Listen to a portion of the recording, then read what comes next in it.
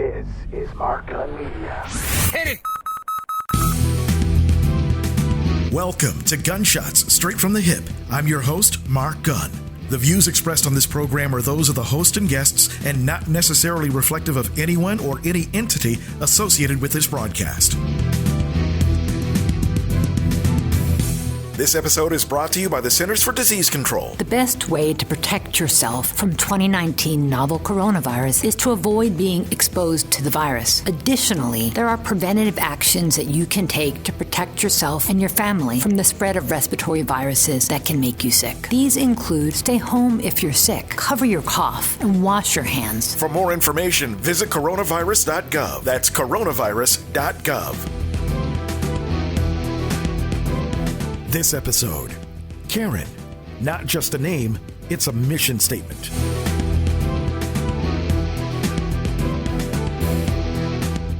Everyone is aware of the K.A.R.E.N. phenomenon. What you may not know is that Karens have always been a part of American culture. She thinks it's cute that her driver almost hit my kids, and she thinks she needs to take a video of it. I'm being threatened by a man in the Ramble. Please send the cops immediately. You want to call the police on him for having a barbecue on a Sunday at the lake. Yes. All of these women have been identified as Karens by the internet. The term has burst into the scene as racial tensions reach a boiling point in the U.S. The phrase may be new, but Karen-like behavior has been a constant in this country's history. I don't care what you think I'm acting like. None of these women are actually named Karen, but to many people, they embody a certain persona in American society. A white person who uses their status and power to threaten or humiliate people of color. Our nation's current unrest shows how these behaviors can be much more dangerous than we think. Unfairly policing people of color is embedded deep in America's history. Karen just happens to be the new name for it. So Karen isn't always just a woman who likes to speak to the manager.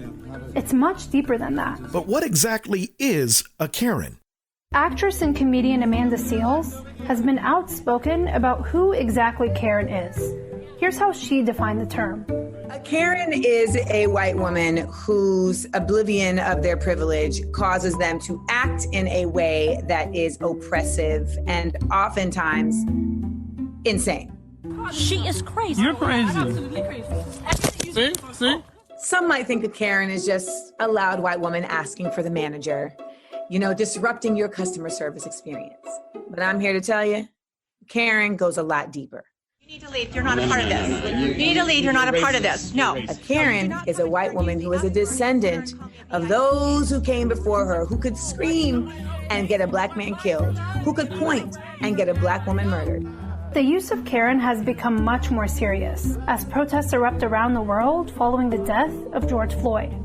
People with Karen-like behaviors have made national news within the past few years and continue to be exposed. For me, these videos are very triggering. I think that there's a certain level of like, oh, ha, ha, ha, they're annoying when you're just watching it. But when you're in that situation, it is not an annoyance. It is a disruption of your being. Ma'am, can you just back off just a tad so I can talk to her? Thank you. Sure. You know that as a person of color, specifically a black person, you are the one who is going to be in the situation of having to prove your innocence. For me, K.A.R.E.N. stands for killing any random emancipated Negro. There's a common thread throughout American history, with people of color being targeted for existing in traditionally white spaces, or for doing something most would describe as normal or harmless behavior.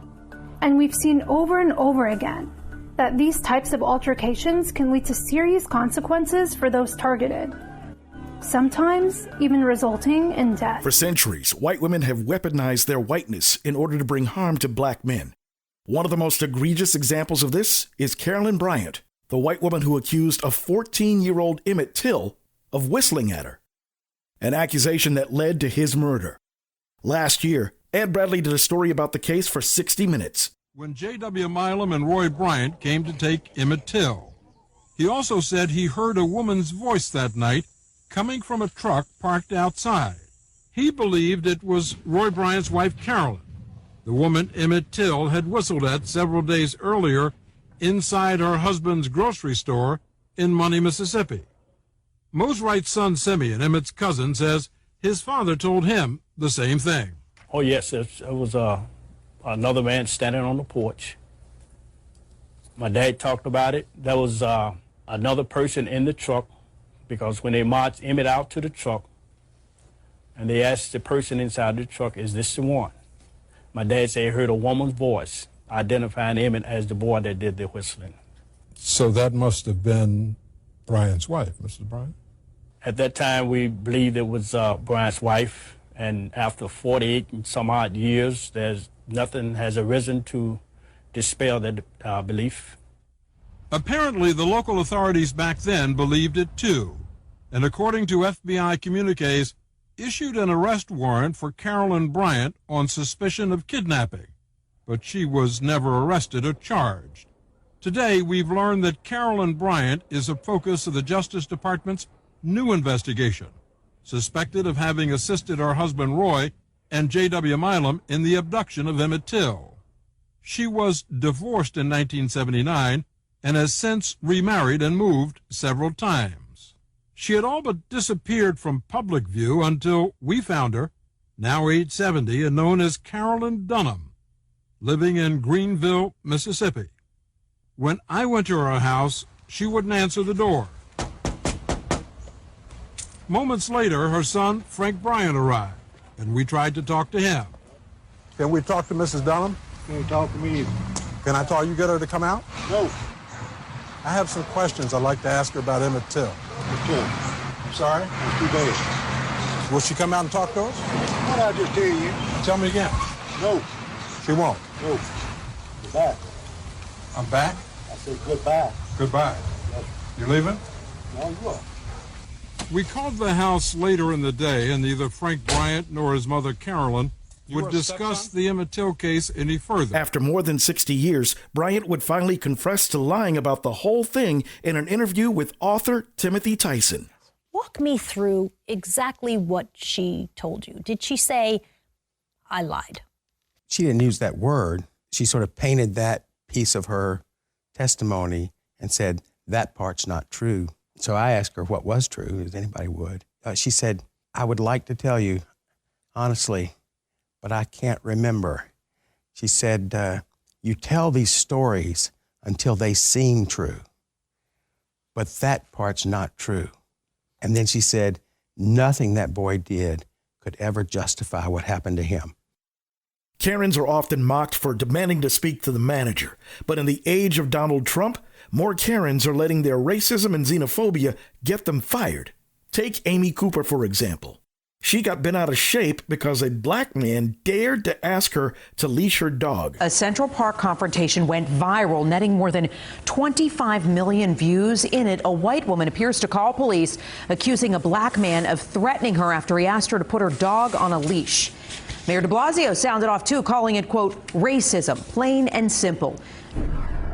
I'm going to tell them there's an African-American man threatening my life. Tonight, the woman who called police on a black man in Central Park after an argument about her unleashed dog has been fired by the investment firm where she worked. In a tweet, Cooper's employer, Franklin Templeton Investments, saying they don't tolerate racism of any kind. Yep. Cooper, in an attempt to weaponize her whiteness, got fired. What you're seeing in that action by Amy Cooper really goes back to centuries of white womanhood in this country being used to end people's lives, and in particular black men's lives. In another case, former conservative radio personality Diana Ploss went all Karen on a construction crew for not speaking English. So shouldn't you be speaking English? Well, a lot of them speak English, but I just want to speak Spanish. Okay, but it is America. It is America. It is America. You should be speaking English. Ploss explained to her radio audience that on her way into the radio station, she overheard a supervisor speaking Spanish to his crew. Sometimes all it takes to push a human being over the edge is a tree and some bricks. Is some tree. Is a tree. Some bricks. Some bricks. And people speaking Espanol. What's the first thing I do? Go for my phone. Gotta do a live stream. International media outlets are reporting on the video. In a Facebook post, Morin's Landscaping said, in part, I believe that we can all take immense pride in how quickly the community rallied to demonstrate that this type of behavior is completely unacceptable and will not be tolerated. Diana Ploss is a bigot, a xenophobe, a person spewing all the MAGA talking points to show their despise for fellow man and woman if they are not white and do not believe in the world of Trump conspiracies. And guess what? You are about to lose your job. Oh, it happened. Miss Diana Ploss was fired from her radio gig, reports TMZ. WSMN 1590 issued the statement. Diana Ploss is no longer associated or affiliated in any way with WSMN. They added, "We value freedom of speech, freedom of expression and assembly. We will not tolerate discrimination, racism, or hatred. We continue to present and offer on-air opportunities for discussion, education, and the exchange of opinions and ideas." That's right. Another Karen is out of a job simply because she couldn't stand the thought of anyone in this country speaking any other language than English. And here's what happens when a Karen Karens where she simply shouldn't. What's your name again? I'm Lisa. Lisa, what's your last name? What is your... His name is James Jaime Juanillo. He's lived at this home for 18 years running a dog walking business. He started stenciling with chalk. My first instinct is, again? This? Again? Well, we're not doing anything illegal. Neither am I. Actually, you are actually. Really? Oh, okay. Well, then call the cops. Thank you. We will do. Lisa and Robert. Yeah. I'll be right here. And she decided to call men with guns because of my chalk art. Juanillo says he knows many of the police officers in the neighborhood and that they didn't even get out of their car shortly after this video was taken. Multiple people have identified the woman in the video as Lisa Alexander, who's the CEO of a skincare line called LaFace. Birchbox, a makeup distribution service, posted this on its Instagram account, saying it has officially cut ties with LaFace and condemns the actions of Lisa Alexander. Because of not minding her own business, Lisa Alexander lost her business. One question I continue to ask is, with all of the examples of Karens Karening their way out of their livelihoods, why do they continue to do it? More specifically, why is there such an overwhelming need to police black and brown bodies? What is it that makes a Karen in the first place? Some answers after this. We know that we're asking Americans to do a lot right now. So we're asking everyone to be selfless for others so that we can protect those who are most susceptible to this virus. A question I often get asked is, why should young people care about the spread of coronavirus? Well, we know that people with underlying medical conditions over the age of 60 are at highest risk, but they've got to get it from somebody. Social distancing is really physical separation of people. It's what we refer to when we ask people to stay at least 6 feet apart. Not going to bars, not going to restaurants, not going to theaters where there are a lot of people. It all just means physical separation so that you have a space between you and others who might actually be infected or infect you. We all have a role to play in preventing person-to-person spread of this disease, which can be deadly for vulnerable groups. For more information on how you can social distance, please go to coronavirus.gov.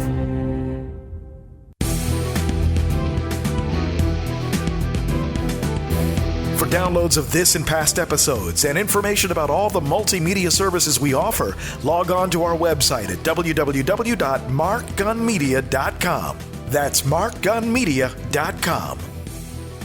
Welcome back to Gunshots Straight from the Hip. I'm Mark Gunn. This episode, K.A.R.E.N. It's not just a name, it's a mission statement. We've been talking about the K.A.R.E.N. phenomenon and its history of getting black men killed. In the era of the Black Lives Matter movement, more Karens have come out of the woodwork, openly displaying their racism and their need to control everything around them. Please don't come close to me. Sir, I'm asking you to stop recording me. Please don't come close to me. A white woman appears to call police, accusing a black man of threatening her after he asked her to put her dog on a leash. This woman don't want to let a little girl sell some water.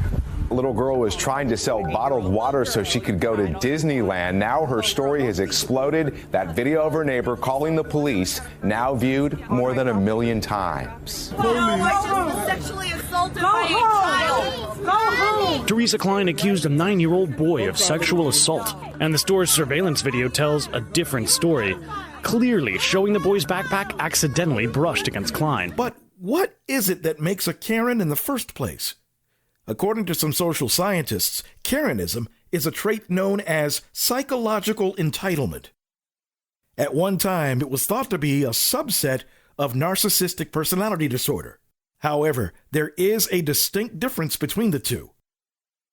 Narcissism is about the self and describes levels of self-esteem usually higher than considered the normal degree. Entitlement is usually about others. Generally speaking, entitled people may not have the higher self-esteem that a narcissist does and are more concerned about what others have that they don't. A narcissist believes that they are owed everything because of their delusional sense of superiority over others. An entitled person believes that they are owed things simply because others have them.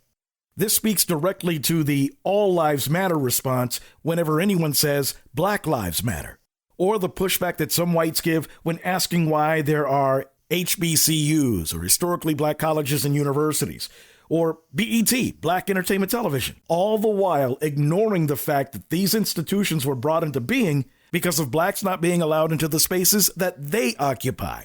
And the $6 million question, why is it that black people can say the N-word, but white people can't? Common thread being that there's something that whites are missing out on that blacks have, all with the underlying belief that if blacks get true equality, whites will lose something, as if racism were a zero-sum game. How does a person become entitled in the first place?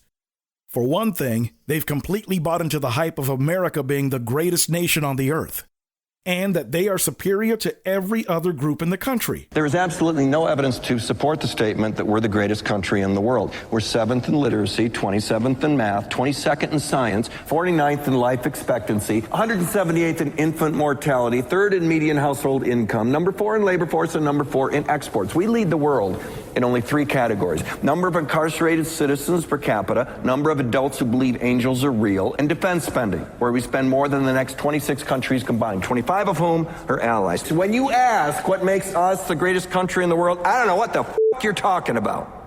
Research over the last decade shows that Americans have become increasingly more psychologically entitled and narcissistic over time. One variable that may affect who is high in entitlement is parenting style, as found by Giverts and Segrin 2012.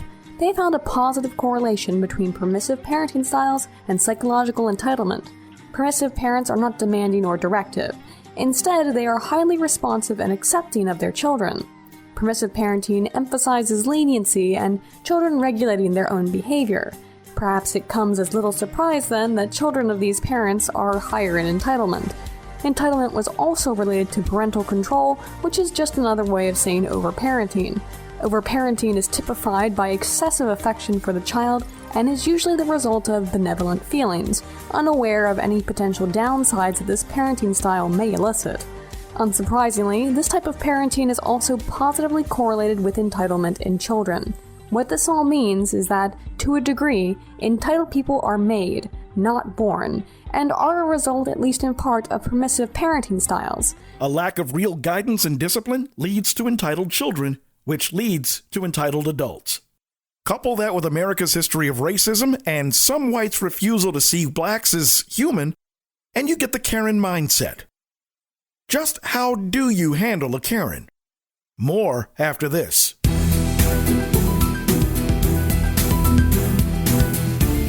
If you're an advertiser, one of the most important things about getting your message out is actually standing out from the rest of the crowd. If you're listening to this program right now, this is where you would hear your commercial. As an exclusive sponsor to Gunshots Straight from the Hip, your commercial is professionally produced and gets a longer shelf life based on your needs. Gunshots Straight from the Hip is a unique and compelling program, unlike anything else in the marketplace. Episodes are also available for download on iTunes, and depending on how you tailor your message, the potential for new and repeat customers is that much greater. Best of all, it's extremely cost-effective. If you'd like more information on how to sponsor this broadcast, call Mark Gunn Media Inc. at 502-205-2085 or 502-407-0283.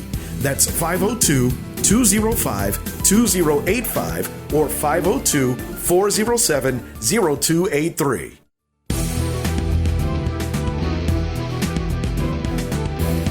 For downloads of this and past episodes and information about all the multimedia services we offer, log on to our website at www.markgunmedia.com. That's markgunmedia.com. Welcome back to Gunshots Straight from the Hip. I'm Mark Gunn. In this episode, K.A.R.E.N. Not just a name, it's a mission statement. Earlier in this episode, I stated that the name K.A.R.E.N. was an acronym, and we explained how Karens often weaponize their whiteness at the expense of people of color. The acronym I came up with for K.A.R.E.N. is Killing Any Random Emancipated Negro. So the question has to be asked, just how do you handle a K.A.R.E.N.? As you've probably seen in quite a few cases, Karens like to put their hands on people, and it usually doesn't end well for them. Excuse me, but you did say that she needs to go back to her country. What kind of... Native Americans are Excuse from me, this is what this whole world... White people are not from this country. Don't serve her. Yeah, you cannot serve her racist ass. You don't tell... No. You need to leave. You're not a part of this. You need to leave. You're not a part of this. No. No, you do not come in here and use the F word and swear and call me a B-I-T-C-H. I've never even said that I said she is, and you're not a part of it. that word. So you get out of here. I know. I said she is, and that's why she's leaving. So you will leave too. No. This is going all over the internet. You don't know who I am. You told her to go back to her country where she's from. I did not even touch you. That's assault. Yeah. You guys know that, right? Yeah. Where were you born? Where were you born? I was born in America. Where are your ancestors from? They're not from this country. You're going back to Mexico. You better go back to where you're from. You just walked into her. Excuse me. She just touched me. Oh my God. Yeah, you deserved it. Oh my God. In my opinion. Yeah, you pushed her and she smacked you. That was self-defense on her part. Oh, she grabbed me. Nope. And in other cases, Karens are caught on camera in full K.A.R.E.N. mode, and they don't like it too much. K.A.R.E.N., are you okay? I don't understand what happened. Can you explain to me calmly? No, because you're attacking me right now. I'm not attacking you. Ma'am, you flicked me off. You're ready to take it. Guys, this is her license plate number. She lives here. This is her address. K.A.R.E.N., you flipped me off. You cut me off and flipped me off, and now you're playing the victim. Ma'am, would you like to calm down? No, you're attacking me right now without even... Guys, she flipped me off. She literally flipped me off, and then she tried to come home. She's K.A.R.E.N., would you like to calm down and have a conversation? Why you... Am I attacking her? Now, I would never endorse using violence against a K.A.R.E.N. unless she puts her hands on you. But I would urge all of us to have a little bit of empathy for them. Who am I kidding? Here's the bottom line. Times are changing. Black folks and people of color are making gains in spaces once solely occupied by whites. There's a racial reckoning going on in this country and around the world. And it seems that Karens are scared to death because, for whatever reason, they're finding themselves on the wrong side of history. They're seeing their historical dominance come to an end, and more of them continue to be exposed. They're losing their jobs, and they're finally learning that they aren't as entitled as this country has led them to believe. Look, I won't kid you. Karens are going to continue to K.A.R.E.N., but we have to continue to expose them. Speaking of which, when you're taking your videos of Karens being K.A.R.E.N., do me a favor. Turn your camera to the landscape or horizontal position instead of shooting vertically or in the portrait position. We want to see everything that you see. We want to see K.A.R.E.N. in her full glory. Remember to keep your phones charged, because as long as K.A.R.E.N. continues not to be able to mind her business, that's your opportunity to gain some business. Now look, we've had a little bit of fun talking about Karens, but there's one crucial thing that you must remember. And I know we're having fun with this, but what I'll always tell people is, like, please make sure that we don't get so caught up in cute nicknames. We really need to remember that the reason that we're talking about these people is because they're having egregious behavior that's been caught on camera. Let's not let their racial slurs or their berating of people that are trying to take care of them or as social service workers go unnoticed because we're too quick to try and think of a cute, catchy nickname. So I understand where all this is coming from, but always focus on the fact that their behavior is outrageous, and that should not be condoned or put in a way that we can laugh at it. We need to call it what it is. Yeah, and it is entitlement. I think that's exactly right, and privilege. And if you happen to personally know a K.A.R.E.N., make sure she checks out this episode. Thanks for listening. This is Mark Gunn Media. Hit it!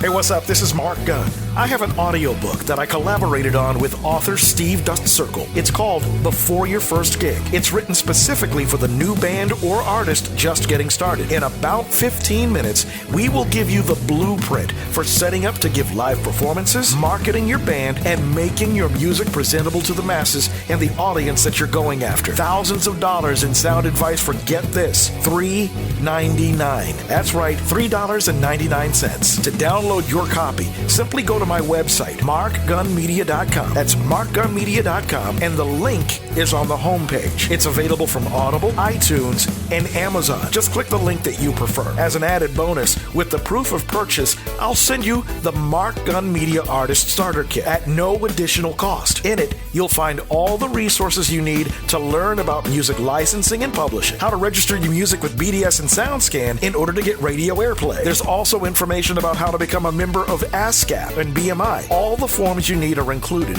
And finally, the relationship between music and money, how you can cash in. Once you've downloaded your copy of Before Your First Gig, send me an email confirmation by going once again to the website, markgunmedia.com, and hit the Contact Us link. Just give me the name of one of the chapters you heard and any feedback about the book that you may have, and I will send you that Artist Starter Kit. Thousands of dollars worth of information for just under $4. You won't find this anywhere else. Remember, go to markgunmedia.com and download Before Your First Gig from the link on the homepage. Reach out with your proof of purchase by giving me the name of one of the chapters you heard, and the Mark Gunn Media Artist Starter Kit is yours at no additional cost. Mark Gunn Media. No hype, no hoopla, just damn good work. You've been listening to Gunshots Straight from the Hip. The views expressed are those of the host and guests and not reflective of any business entity or anyone associated with this broadcast. If you have any comments or want more information on how to be a sponsor, log on to our website at markgunmedia.com or call us at 502-407-0283. That's 502-407-0283. Thank you for listening. Mark Gunn Media. No hype, no hoopla, just damn good work.